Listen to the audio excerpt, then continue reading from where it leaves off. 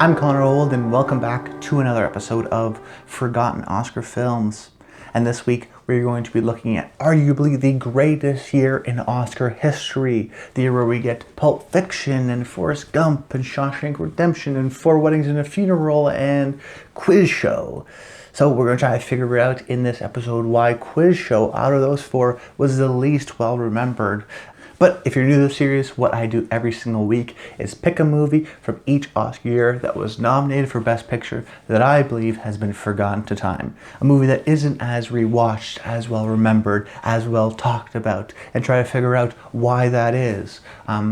Essentially, the show is broken down into three parts. First, giving that historical context, because it's so crucially important as to why this movie got nominated in the first place, to tell us maybe why it was ultimately forgotten. Oftentimes I'm seeing these movies for the very first time, so I like to give my thoughts in a little bit of a review section, and then finally trying to answer that question as to why this movie was forgotten.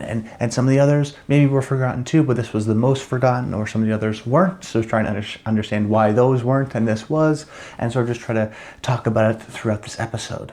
And every year, when we talk about the historical context, the Oscars for that year, I always think it's an important year, because in one way or another, it is. You know, last week we talked about Il Postino being the first international movie being nominated in 20 years at that time. You know, that's an important milestone. But that being said, the 1994 Oscars are historically important. They are big, because I think this may be one of the best Oscar years of all time. And I think it's maybe the most referenced Oscar year of all time, because like I alluded to at the top of the show, you have really three bona fide, I'd argue four bona fide film classics that were nominated for Best Picture from a great year, all of which were nominated for Best Picture.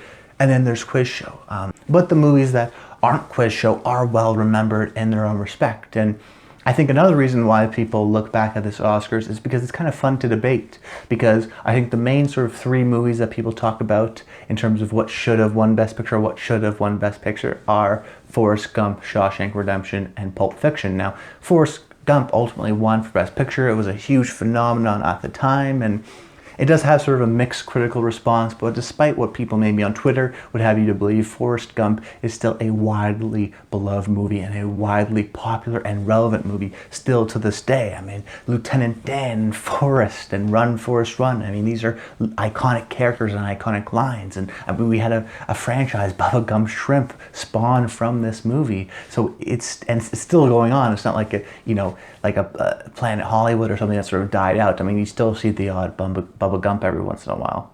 But actually, in part because people sort of debate as to, oh, this was the year of Pulp Fiction, maybe I would have gone with it, or Shawshank Redemption, maybe I would have gone with that. Because people like debate about what would have won Best Picture, or what they thought should have won Best Picture, because it's such a hard, sort of difficult conversation to have, I think it makes it more fun to sort of re-examine and look back at this Oscars. So in one part, I think that's why people continue to go back. But the truth is that these three movies, and I consider Four Weddings and a Funeral in that sort of grouping, but really those three movies are bona fide classics. Shawshank Redemption is the #1 movie on IMDb of all time. So, you know, this is millions of votes of people that really love Shawshank Redemption, giving it all 9s. I mean, it's one of those movies that you recommend to pretty much everyone. It's been shown on TV. So many people have seen it, rewatched it. It's a beloved movie. They still show it in movie theaters. And like I said, it's that #1 of all time. So it is a cultural sort of movement wasn't at the time, but has so become because of TV and Netflix and whatnot. Then you have Forrest Gump, which is another highly rated movie on IMDb, and also Pulp Fiction the same way. As a matter of fact, all those three movies are in the top 12 of the best movies of all time, according to users on IMDb. And I use IMDb because it's more so about people voting on it. It's not critics. It's not, you know, the sort of niche movies that maybe critics have seen. It's the most sort of popular movies. It's movies that a lot of people have seen and a lot of people like. So they're all sort of historically relevant, you know, more so than any other year. I mean, 1994, you look at that top 12, you know, there's very few years that have, you know, even a couple within the top 50. 1994 is a special year in the sense that the people who vote on IMDb really love those three movies, and the fact that the Oscars nominated all three is a testament to that. So, like I said, Forrest Gump is still widely beloved from a great director in Robert Zemeckis. You have Pulp Fiction, which is Quentin Tarantino's real breakout movie. He's still one of the very few sort of acclaimed directors, movie star directors, where he can open up a movie just by his name. We have very few of those left, but Pulp Fiction started that, and I think even still you see shirts at Urban Outfitters or whatnot. Pulp Fiction. I mean, Pulp Fiction is still a widely important movie and a classic at this point. And then Shawshank Redemption, the #1 movie on IMDb, always shown at movie theaters and on TV, and people still show up and people love to quote that movie, and it's a great movie, and it's still, I know pretty much everyone has seen that movie. It's one of those sort of culturally defining ones, and it's crazy to think that all three were nominated here. And then even Four Weddings and a Funeral, which I'm sort of leaving out, but that's a seminal rom-com. You look at lists, what's the best rom-com of all time? It's constantly showing up on those lists. It gives us Richard Curtis and Hugh Grant, and that sort of spawning of the British romantic comedy, and Hugh Grant as a movie star, and Andie MacDowell sort of cementing herself, of course, because the year before you have Groundhog Day, so she's now a huge movie star. There's so much historical importance to that, and Four Weddings and a Funeral is still a movie that people would watch, and even connected to Mike Newell, who does the fourth Harry Potter movie, The Goblet of Fire, and then he also did Donnie Brasco, so he has a good sort of collection of movies too. And then there's Quiz Show, and that's not to say Quiz Show isn't well remembered. I mean, I know some people who really like it and appreciate it. It's just one of those movies that, because it's not sort of those four seminal classics, it's ultimately sort of the most forgotten and sort of gets overshadowed by those movies, I think. And it's got the talent. I mean, it's got, big names that are still around today, Ralph Fiennes and John Turturro and Paul Scofield, who's a legendary actor, and directed by Robert Redford. So it had the talent behind it at the time. It just wasn't a huge box office success at the time. And then as the years gone by, people talk about the big three of, Shawshank, Forrest Gump, and Pulp Fiction, and they sort of forget about Quiz Show because it's not in that sort of beloved status, and I think has been overshadowed by some of these movies just from the fact that it was nominated alongside them. But such an interesting movie because we have these four seminal classics in this year, so people have gone back to this year. It's not like this was a lost year. It's not like the Oscars weren't relevant. They nominated movies that people liked. Yet for some reason, this one movie, Quiz Show, it sort of just fell out of favor. That it was, well nominated. It got all the precursors, so it wasn't a surprise nomination in that sense. But just for some reason or another, it didn't resonate. But first, transitioning into my thoughts. This is one of the best movies we've seen so far on this season of Forgotten Oscar Films. But if you don't know what this movie is about, like I didn't going into the movie, it's based on a true story about a quiz show in the 1950s, at a time when television was just brand new and people were glued to it, and there was a TV almost in every single house, and it was starting to become a huge phenomenon. And one of the early shows that people kinds of shows that people like to watch and still do, of course, is quiz shows. And there was one very popular one called 21, and soon, pretty early on into the movie, we realized that the winners are being fed the questions. So it's not a true quiz show, but instead sort of manipulated by the producers to create narratives and intrigue, and ultimately what we consider today to be television. And that's what the story sort of chronicles. And the story is utterly gripping, despite what is ultimately going to happen. I mean, it is sort of that Faustian tale of getting everything and the glamour and the fame and the money in exchange for what exactly? But it's also more than that, because it is a great morally sort of ethical question that you can ask yourself. But it is more than that. It's a movie about sort of parental relationships and father-son relationships and rich versus poor, kind of a sort of a class status relationship, and the role of government and what television is and entertainment. And there's a lot of themes going on in it. But what's really so impressive about the movie is how it's able to juggle all of that at once.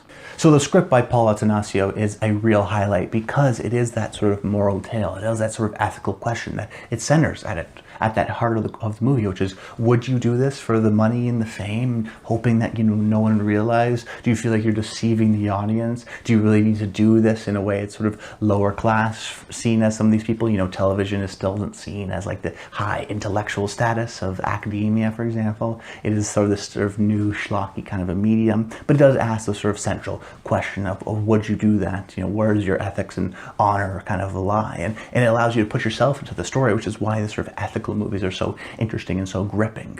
But there is more to that. Like I said, I think the sort of two great performances from this movie are Ralph Fiennes and Paul Scofield, and in part because they're of course great actors and they're able to sort of lead on to us, you know, the kind of dynamics of especially Ralph Fiennes' character of, you know, putting on a face to certain people but then revealing yourself in private, because he's the main sort of person who is sort of cheating on this game show throughout the most of the movie. And it's a great cast. I mean, you know, John Turturro is really great in it too. I mean, there's a lot of amazing people within the movie, and all elevated because of that script. And I think, you know, this was the year of Pulp Fiction, which has a very specific style of writing. Or even you could say Richard Curtis with Four Weddings and a Funeral, that has a very specific style of writing. But this is equally as good in my opinion.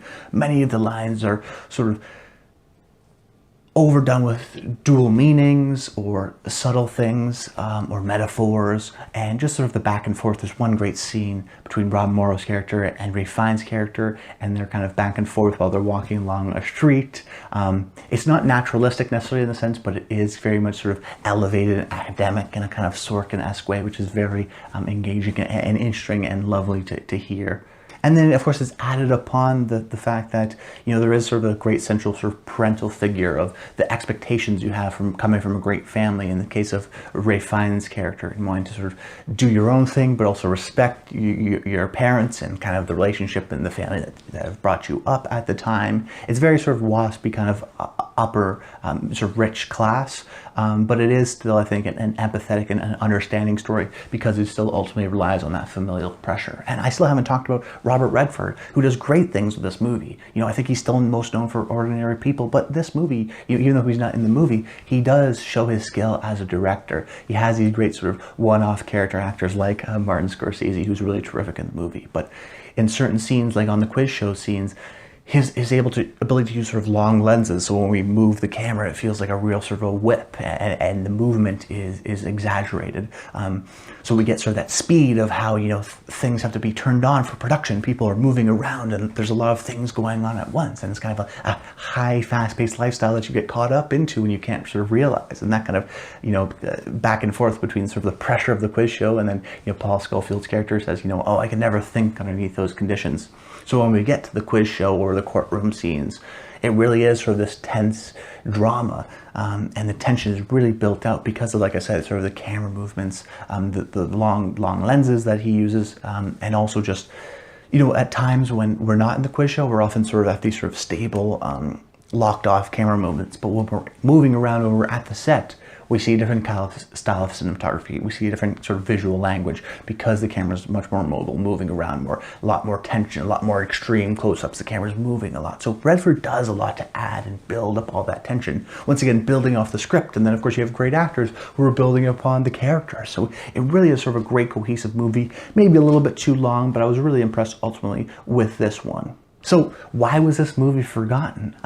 Well, it actually kind of hurts because it's a movie that maybe shouldn't be forgotten. That would I say it's of the class of Forrest Gump and Shawshank Redemption and Pulp Fiction? Maybe not, but those are such great sort of classic movies that this is still a really great movie. Kind of just unfortunate that it was released in this year.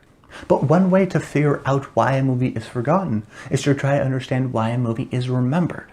And so much of it is being tied to something. It's either being tied to a genre, or being tied to a director, or an actor, or a historical film movement, or the Oscars, or some historical moment. That's sort of the tie that movies can be remembered for. So, you know, look at something like Pulp Fiction. That's tied to Quentin Tarantino. So he's a brand of its own. So you watch Pulp Fiction, as long as Quentin Tarantino's still around or well remembered, and people make podcasts about it, you know, that's going to be a well remembered movie. Another way, of course, is, like I said, you know, genre. So when you look at the top 10 rom-coms of all time, Four Weddings and a Funeral will show up. So, you know, Four Weddings is so tied to that genre. then you look at, quiz show, it's like, is it tied to a specific genre? No. Is it tied to a director? Kind of, but Robert Redford's mostly known for an actor, for being an actor. And then you're talking about the actors, is this Paul Scofield's best performance? No, it's probably A Man for All Seasons. Is it Ralph Fiennes? I don't even know if it's a top 5 great Ralph Fiennes performance. John Turturro. Like, these guys are all great in the movie, but they don't necessarily, this isn't their best performance, this isn't their best movie necessarily, so it gets forgotten. It's not necessarily it's a great courtroom drama, but it's not a full courtroom drama. It's not sort of a detective movie. It kind of is. It's kind of a movie about television, but it's not of the length of something like Network. So because it's kind of doesn't fit into one place, and it's not even one of the best movies of 1994. So because of that, it fits into this kind of weird bucket where it fits into no bucket because it's not sort of tied to one thing. That if there's a rom-com podcast, people are going to be talking about 4 Weddings and a Funeral, but is there sort of a docudrama kind of a podcast? You wouldn't have enough movies to make that, so quiz show kind of gets forgotten. The other thing I could maybe think of is that just the contents of the movie, sometimes they don't translate. So while it resonated to me, maybe it didn't resonate to people of today, because it is a very sort of kind of a waspy or Jewish kind of a movie, and particularly in New York, it is that kind of a period. Like I said, I'm not part of that group, but I still felt a connection to the movie. But maybe, a sort of rich kind of a problem situation doesn't connect to modern day audiences. It's hard to say. I can only talk about my personal opinion. But that being said, I still know this movie does have a sort of small group of passionate people who really do like it. People do still talk about this movie every once in a while, but hey, actually there is this other great movie that people don't talk about in this seminal year that is also worth your time and maybe also worth it in that conversation. But ultimately, I think the biggest factor is because it's released in the same year as those other movies that it gets forgotten. It gets overshadowed by the sort of legacy of those movies. That it's not the best movie of 1994. It's not sort of a critical acclaim because you have those other movies. It didn't even do that well at the box office, so it didn't resonate that way. So it's kind of left in a no man's zone, and that's unfortunate. Even though it is slightly forgotten, it is unfortunate because it is a great movie that I highly recommend. But that's about it, guys. I hope you enjoyed the video. Comment below. Let me know who you think should have won Best Picture out of these 5 movies. Maybe it's Quiz Show. Maybe it's Shawshank Redemption. I'd love to hear it in the comments down below. But that's about it, guys. Until next time, stay tuned.